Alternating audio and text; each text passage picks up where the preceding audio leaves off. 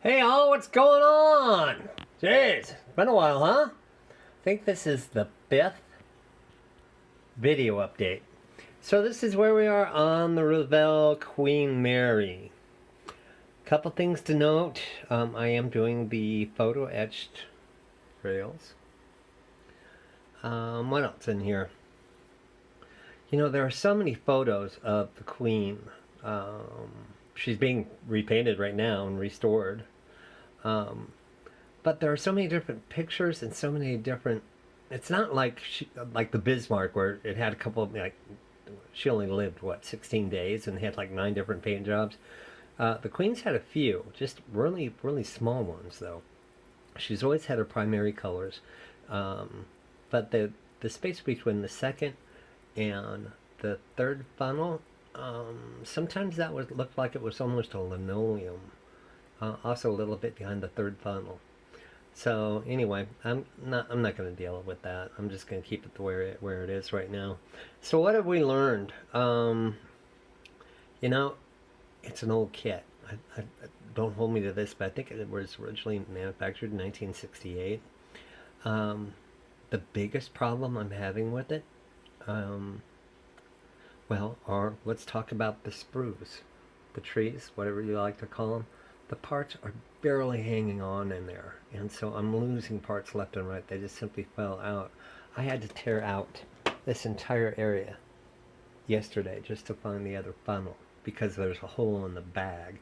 So and the box was pretty well smashed by the time I got it home from San Diego. So I'm guessing there's a lot of parts missing. My money would be on mostly the davits. What else have we learned? Well, what's the word I want to use? The measurements they used for it are pretty accurate. Actually, I'm starting to like her more than I ever have. I mean, I've been on her twice. I think next year we're actually going to stay on her after they get her renovated, do more tours, all that kind of fun stuff. But the kit itself, the bow came together brilliantly, and but when you got to the stern, when you glue it the way it was supposed to be, where the two halves butted up and made a nice smooth connection, that was way too thin for the deck. So I basically had to crack open the back end where the two halves come together, and then I'm going to have to use some styrene and basically create a wedge. Otherwise it looks hideous. What else can I tell you about this little thing? Well, we've all seen the Poseidon Adventure. We've all seen various pictures of the Queen. Some of us have actually been on her. There's huge air intakes. There's one down there. They're different sizes for different areas. And they have grills on them. And the grills, I think at one point, the interiors in the lifeboat covers were the classic canard, and forgive me for saying this, red, because I'm colorblind. It really looks orange to me. But like the White Star Line had their White Star Line buff, and then the Canarders had their color too for theirs. So I'm not really sure if I'm going to go ahead and do the Poseidon Adventure where they're all that orangish color, or if I'll just do them where they're white and then use some panel liner fluid and just let them get into the various cracks of the grids on them. But it's a fun little project. I know that they also make the Queen Elizabeth, but these aren't usually the builds that I do. I don't usually do the smallest scale.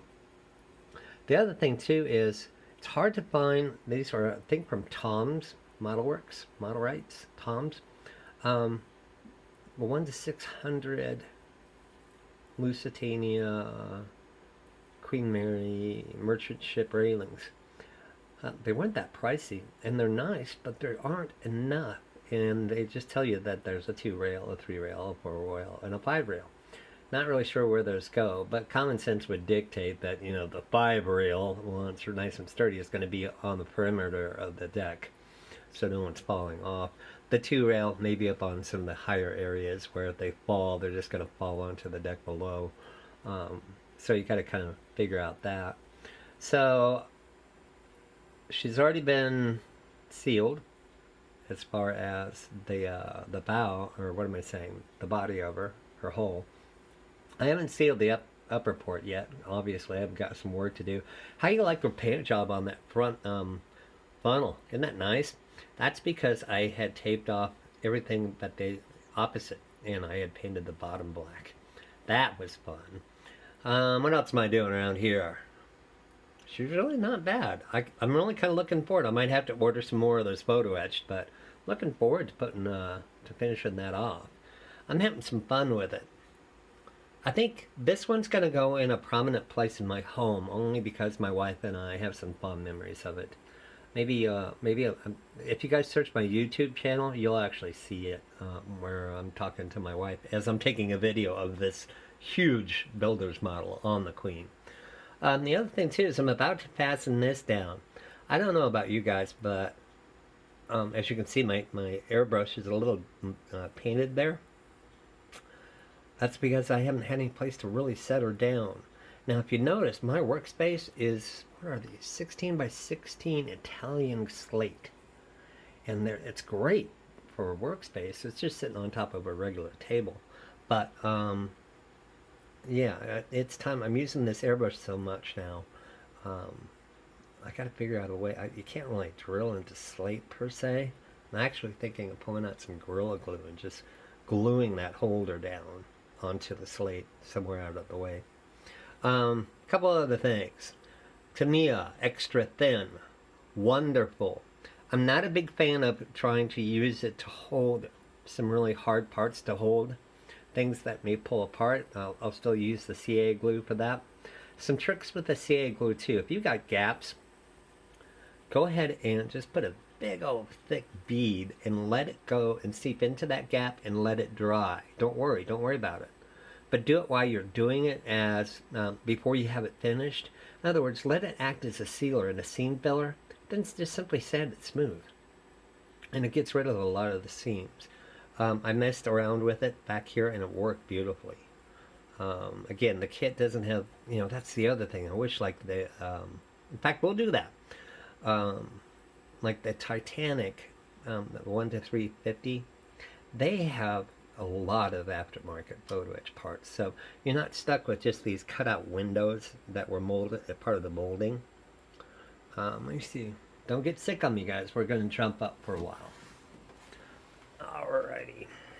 How do you like my mouse? Huh? Yeah? Everything at my fingertips. But look at the windows. See? Those were photo etch. And so what I did is I basically cut out every one of them. I'm talking up there by the officers' quarters. I cut out every one of those, painted them, and then properly placed them. Even the kind of smaller slat windows, that kind of go up and down like the old time ones in homes. I wish they had something like that for this. And it doesn't make sense that they don't, because there's a ton of photo etch available aftermarket for 1 to 700 ships. So why not 1 to 600? Probably because there's only about 3 models in existence. So that's what's going on. What am I thinking about next? Well, I'm not thinking about the big Bismarck. I can tell you that. That baby's going to get its own custom table and case built.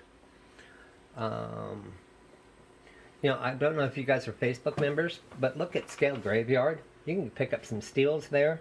I did pick up a Spitfire,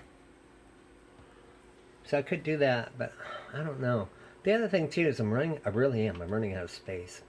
So I'm actively seeking places such as the DAV, VFW, the ROTC program at the university.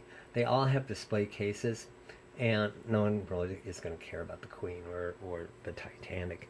But they certainly wouldn't mind having, the Missouri as part of their collection. And I would give it to them. A, because I know it's going to help people enjoy things more. Well, there's that tank. And then B, it gives me more space. The other thing, too, that's really driving me crazy, I don't know how you guys deal with it, is dust. I don't know what the deal is. Must live in the dustiest house imaginable. That tank up there is actually going to be part of a competition, and so I'm honestly thinking about throwing a rag over it. Um, so, any thoughts on that? So, here's a couple things. Answer me these. How in the heck do I make that color for these funnels? I'm colorblind. So, is it a red and a yellow? Is it rust? I don't know. You tell me.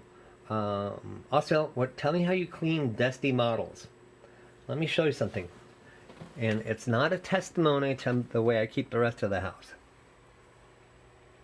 Can you see that? There you go. What about water in an airbrush? Would that get dust off? Anyway, let me know your thoughts. And thanks for all the nice compliments, all the nice comments. Man, guys, just keep modeling out there. Talk to you soon.